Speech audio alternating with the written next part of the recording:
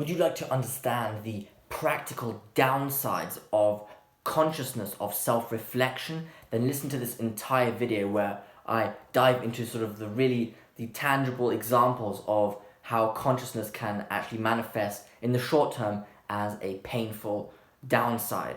Now, before we start, in my previous video where I discussed the sort of symbolism and the reason why consciousness brings let's say unwanted or uncomfortable realizations is, I explained it in my previous video, but it's that before you can rise up, you first need to descend into the darkness. And that is a common theme in mythology and allegories, let's say. So,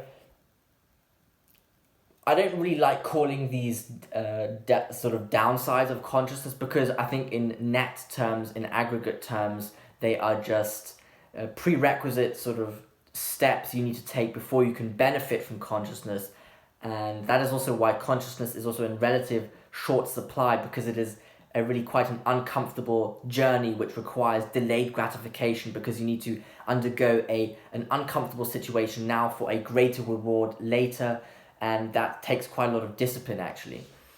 So like the downside of consciousness, I would like to compare with suffering, because suffering to a degree does make you grow if you can transcend it, and that actually makes you stronger. So would you say suffering is a downside? It's debatable, but it's not obvious, but yeah. So as I said, before you can rise into the heights, you need to descend into the depths. So to illustrate this, consciousness is connected to sight. It's like the transition from unconsciousness to consciousness entails the transition from being metaphorically blind to being transforming into a state where you can see. And this is also exemplified by the story of Adam and Eve, where before they ate the apple, they were they were unconscious and they did not see, let's say, and then they ate the apple, and the punishment was consciousness, where they saw that they were naked, and they started suffering then, because first of all, they were then aware of what their pain was, what made them suffer, and that means they know what makes other people suffer, so they were also able to inflict pain then.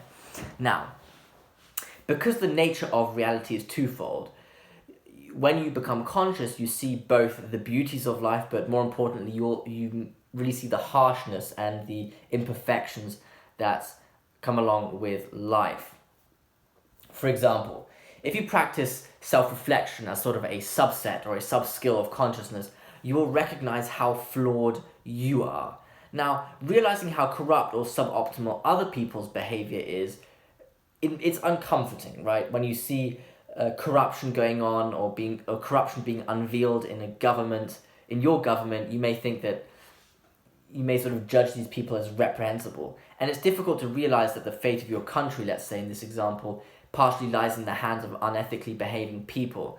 But your direct influence on these people and your government is slightly more distant to, let's say, the influence you have on yourself.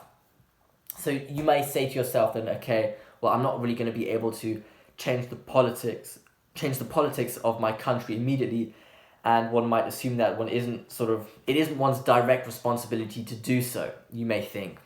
Or it's like an easy way to rationalize, is by thinking that.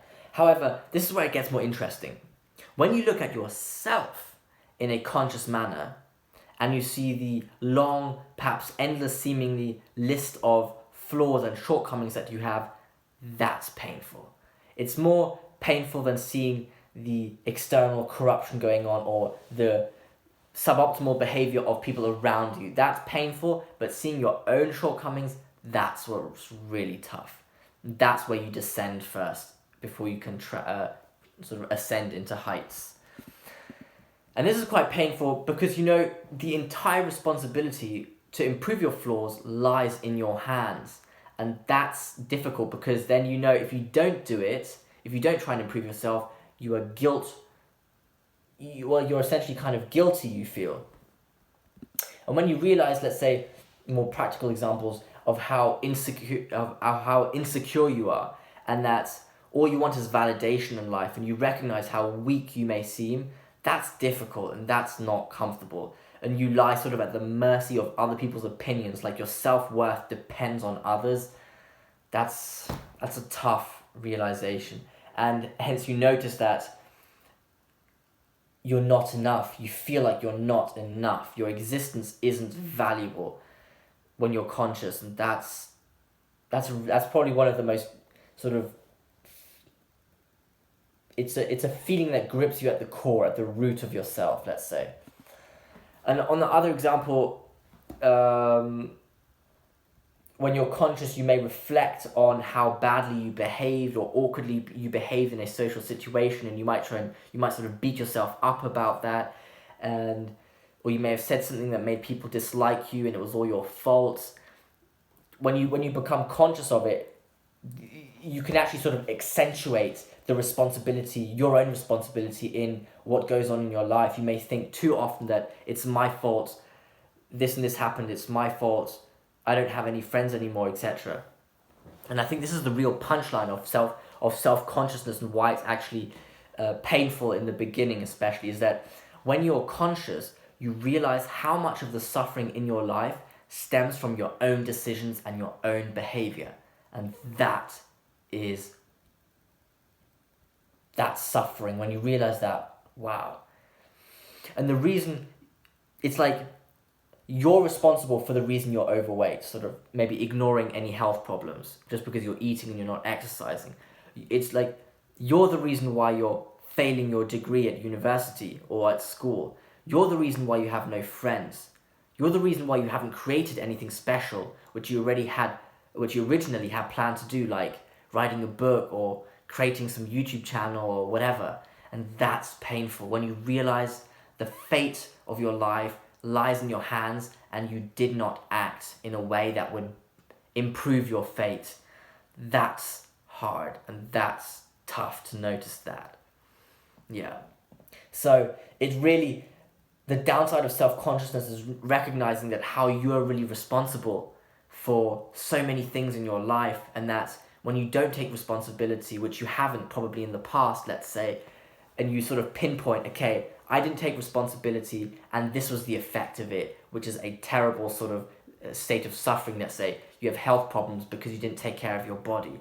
When you realize that, wow, that's tough. And the opposite of being conscious of it would be to, let's say, ignore it, not face it, or rationalize it, saying that it's someone else's fault, etc. And the thing is here, you need to be very careful of where you draw the line between what's your responsibility and what's not your responsibility, because both ways are extreme poles which should be avoided, like shirking all responsibilities, so taking no responsibility for anything you won't be able to solve problems in your life, and that's quite pathological. And on the other hand, taking too much responsibility will just stress you out and put your body into overdrive mode, and you'll probably develop sort of anxiety disorder, probably, I assume. I'm not sure though. So it's very important to find the balance. But the key here, in conclusion, the downside of consciousness is that you recognize how limited you are as a human being, and also how responsible you are for your own suffering, and that many decisions in the past may have led to your own suffering, which is your own fault, let's say. So I do still think, I'm still a strong advocate of consciousness, because these are just the first stepping stones in order to transform or sort of grow into a stronger human being and a more well-rounded, more mature, more powerful in all senses kind of a human being. I do still really believe that. So if you enjoyed this video, please give it a thumbs up and subscribe to my channel if you'd like to learn more about self-development, dating, and how to reduce suffering in life. Thank you for listening.